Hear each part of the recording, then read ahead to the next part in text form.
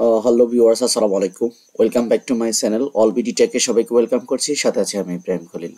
আজকে আমরা জানবো যে মিসিং ব্লুটুথ আইকন আপনার ল্যাপটপে ছিল, এখন নাই, এটা কিভাবে আবার ফিরিয়ে আনবেন।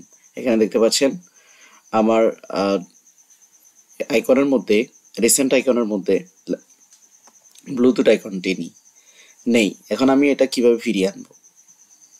এটার জন্য আপনাদের যেটা করতে হবে, আপনার উইন্ডোজের সার্চ অপশনে আসবেন। সার্চ অপশনে আসার পর আপনি লিখবেন নোটিফিকেশন।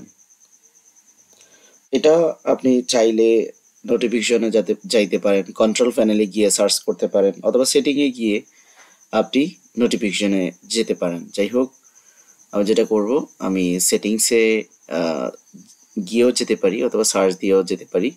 সেটিংসে যাওয়ার পরে যেটা করবেন, আমাদের ব্লুটুথ ডিভাইস এই অপশনটিতে ক্লিক করতে হবে।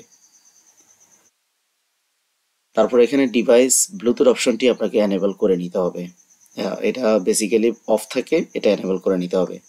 তারপরে যেটা করতে হবে, আমাদের ডিভাইসটা অ্যাড করে নিতে হবে, বা ডিভাইস অ্যাড না করলে হবে, আপনি নিচের দিকে আসবেন, এসে আপনাকে যেটা করতে হবে, মোর ব্লুটুথ সেটিংস এই অপশনে আপনাকে চলে আসতে হবে।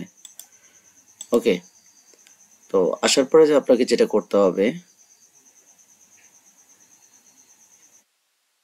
এখানে দেখতে পাচ্ছেন যে show the Bluetooth icons notification area, এটা আপনাকে এনেবল করে দিতে হবে, এবং allow the Bluetooth device to the পিসি এই অপশনটি আপনাকে এনেবল করে দিতে হবে।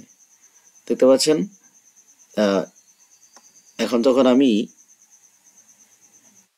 এই অপশনটি এনেবল করে দিব, তখনই আমার এই আইকনে এখানে এখন ব্লুটুথ আইকন দেখাবে।